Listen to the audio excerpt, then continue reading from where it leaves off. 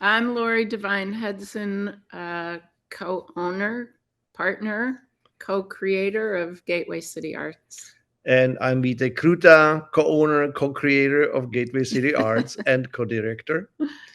Um, and as you ask this question, a little bit chronological, what led to current situation is I want to take those 10 years that we work very hard to start with empty warehouses, with derelict buildings, board up spaces, uh, shut down roof, and all that. So we in 2012 we started to work on this kind of work, and while we were fixing the building and remodeling and repairing, we were also starting the business. And the business was, first, our original mission was to have art classes and get the community engaged. But little by little, music was coming in, and there was a lot of interest in getting the music going. So with the music, suddenly the need for food and alcohol was also there. So now we created kitchen. We started with a little, we call it the tiny kitchen. Started with that. We started to open the beer garden. And then we got the liquor license. We got the liquor license and started to book more concerts. For a couple of years, we were building up that. And because of this demand, we were building more and more, even though we were more from the beginning interested in actual art classes and training. So for that, we created the wood shop in the basement. We had a ceramic shop with wheels and 3 kilns. And we had art classes, various themes, and but that kind of receded a little bit because the music was starting to take off. And And can I yeah, interrupt to say? And also, the classes didn't pay our bills. We couldn't make it. We wanted to be an art center, but it's very hard to have people commit to time and money. And it was just, that's why we kept expanding and going. Then the music became more important, not important, but became more prominent. yeah, and there's a little background to it, because we had various economic disasters in those days, where people suddenly did not really see any path for developing their artistic skills and taking classes. So that didn't work that way. But people still had enough income to go and be entertained. So at some point, I think it was 2016, we started to build the connector between those two buildings and build the commercial kitchen, build on that. The commercial kitchen turned into the bistro. So we started to sell food in the bistro, expanded to branches and beer garden and all that. So while all this was happening, we were still working really hard every day on fixing the building, putting a new roof, putting in new systems, actually Elevator. building and putting in new elevator, which was a massive undertaking. So while you are trying to develop the business, simultaneously you are also working really hard on fixing the actual facility. So by uh, 2019, we completed the restaurant, which in my mind was the last unfinished piece. And with that, we felt like after 10 years, we finally completed what we set out to do and completed the entire facility. And from that moment, we were like, okay, now we can start to really fully focus on the programming. We can start to focus on the food and everything we want to do.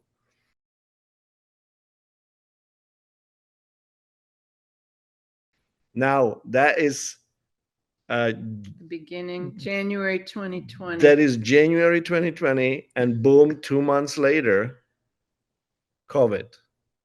and we got shut down for 16 months. So, and we had, before we shut down, I think we had 40 people on our payroll, lots of local, lots of Holyoke, people coming, both working with us and coming to the events. dozens of contractors worked on that building and on that project. And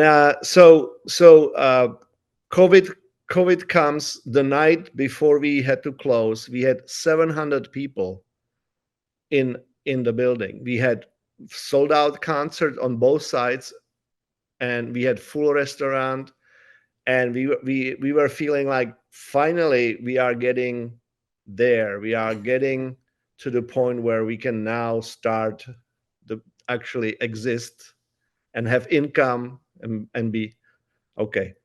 So now we get shut down for 16 months, and yes, we were. I was there alone for 14 months in that whole place. It was super depressing. And then when it started to be possible, we did connect with John Sanders from DSP, with whom we worked before the pandemic, and we were talking to various other promoters like Parlor Room and all these local promoters, and where we were talking about, how can we bring the music back? How can we collaborate, or So John finally decided, okay, let's take this on. We are going to lease the music hall, and they created this new group called Race Street Live. And basically, Lori and I, we had pretty much not much to do with it. They had the space. We had nothing to do with telling them what to book, and they were just using the space for 1 year. And at the same time, I think it was around the same time the PPP loans came out. Which we applied. We got 2 of them. We would never have been able to have reopened without that. We got 2 PPP loans and a restaurant grant. And those really allowed us to get back some of our staff and think that maybe now with DSP and with that money, we could get back on our feet. And well, it was a good thinking, but it just was not real. And turns out that the post-pandemic world is very different, and people still today are not coming out in the numbers that we would need to make that happen. And so when we decide to reopen, from that moment, it was a roller coaster, really. We worked really hard for 2 years now on making it happen, and come up with and test new waters, trying new things. And sometimes it worked, sometimes it didn't. Now we have to change this, we had to change this. We couldn't find staff, or at least train enough staff so we could offer actually good quality service. I think part of the issue, we would get some feedback that said it's very confusing. It's too confusing. We don't know if you're open. We don't know if you're closed. We don't know if you're doing lunch. You're not doing lunch. You're doing this. You're doing that. We weren't trying to be confusing. We were trying to stay open. We were trying to survive. And I think people don't understand that in running like 5 different businesses at the same time, that it was confusing, but we were trying to make it as clear as we could. And I think that was part of our problem, or part of the issue was just us trying to keep up with what was demanded and them keeping up with us. And sometimes making also the hard choices about, if we were not always happy with what we booked necessarily, or Not everything was what we would love to see, but sometimes as a business you also have to make the decision, are you going to make any money on this, or are you going to lose more money? And it turns out that part of it is when you have commitment to an event, you have to also schedule appropriate staff. And then when people don't show up, you still have to pay the staff and you still have to pull through. And that has been happening so often that people didn't show up, that we started to basically keep losing money, and losing people too, because for example bartenders don't want to stand there around and not getting their tips. And it's very complex. It's hundreds of moving pieces to make this happen. Yeah. And it's also exhausting to try to explain that to people, how many different things it takes to make Gateway City Arts tick. I have been always explaining that this is not like a car that you put a key in it and you drive. This is like a freight train with many moving cards and many moving parts. And like Lori mentioned, we had 40 people on staff before the pandemic. And now it was like 12 of us trying to do the same thing. So, it got to the point where it was no longer manageable basically in that way, because the world around us changed and people are different now. Well, that was part of it, but I think also resources changed. We just didn't make enough the way we were doing it to afford to keep it open. My hope is that somebody new will come in, maybe with a different idea, or somehow run it, maybe a nonprofit, I don't know, where you can get grants. I think that there is tremendous potential for this. It's a great venue, and people's comments now mean so much to us about the sadness about us closing. We're not really closing. We're trying to sell to somebody who will buy it and continue it. Well, to that, I want to also say that when DSP decided to go away after 1 year lease, then we were still, Lori and I, trying to keep it going no matter what, right? And so with that, we decided to book and do a lot of things just to prove that this is a viable business. And we did that. We For last year and a half, we scheduled so many different things, from weddings to private parties to fundraisers, concerts, community events, specialty dinners, and so if you look at the numbers, we can prove that this is a very, very viable business. You can do that.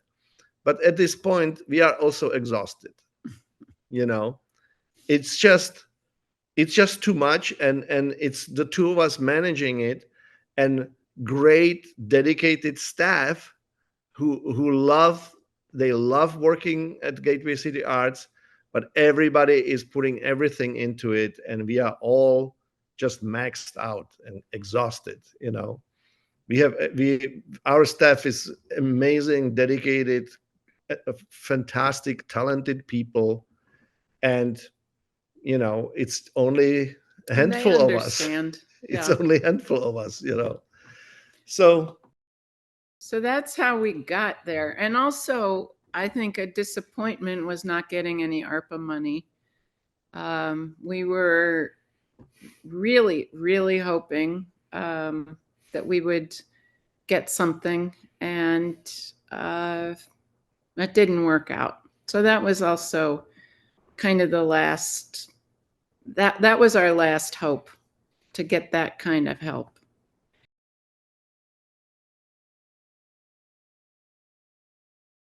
So I want to make really clear that, because there's been confusion from recent reports. People say that we're closing. We hope to stay open. Our plan is to stay open until we have a buyer. We are not going to, at least as of now, we're not going to be booking music, but we are going to be booking things that are predictable, like dinners, like private parties, memorial services, weddings, where it's all catered. We know what to expect. We know how many people are coming. We're trying to take the uncertainty out of this business. So we're around, we're going to be around. And, if it takes a year to sell, we'll be booking. But we're also going to probably book in 3 to 4 month increments. So because we don't want to book something in a year and then a buyer show up, and we won't back out of any contracts. So we're just going to, contract with people for the next 3 months, where we know even if a buyer showed up, it's not going to change hands in 3 months. They have, so during the due diligence and all that stuff, we'll be open. Well, I would like to say also that when I describe this business as a freight train, not too many people actually understand the thousands of dollars just for permitting, for licensing, for all these things. And if you don't have income, you still have to pay for these licenses and for all these permits. So and taxes and all these other things. Insurance. So for us, it's really hard to decide what to cut. I actually have a good news. I just talked today with agent from ASCAP. I don't know if you know that there are 3 major companies: ASCAP, BMI, and CSCAP, where you have to get a license if you want to feature. All that costs a bunch of money, and then every sold ticket you pay percentage out of those tickets to all these 3 companies 3 times. So the good news is that I was told today that we can just continue with our current license, and we would have to only pay the fees that would come out of each concert, and not going forward and all that. So that is hopeful, and they understand too, because these are agencies. They are holding the entire entertainment industry, right? And they understand, because hundreds of venues like this went out of business. So they are also trying to keep the artists in business as well. And it's hard for everybody, and everybody's trying to figure that out. So are we. So one other thing about the news reports is people say that we're having a closing party or a farewell party. We're not. December 15th is a celebration of Gateway City Arts, what we've accomplished for 12 years. And it's free, open to the public. We are going to have appetizers. There'll be a cash bar. That's the only thing people would pay for. And Johnny and the Flashbacks are playing. They're the first band that played when we opened 12 years ago. And Full Circle, yeah. And, we just want to celebrate our staff, our past staff, the community. It's going to be just a celebration. It is not a farewell party. Yet.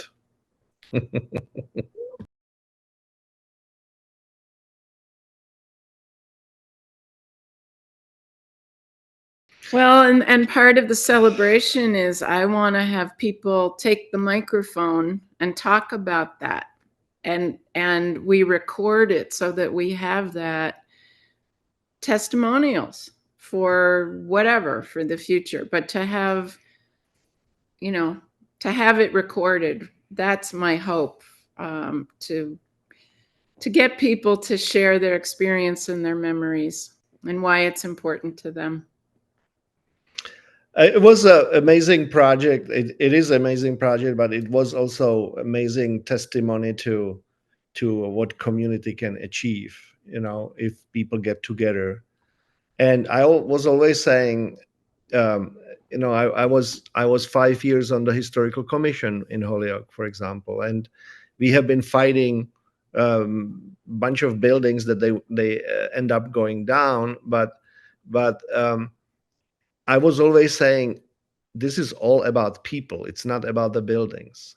You know, the buildings are only a result of how people work together, what people believe, and all that. And then that is just a testimony to what people do. And it's all about people. And if people don't do this together, there's no buildings. There's nothing happening. And I just want to stress that too. That it's it's the community that is going to make it happen.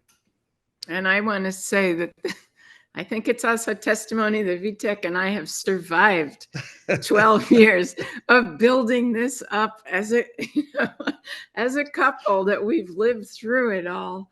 Yeah. We still love each other. Yeah.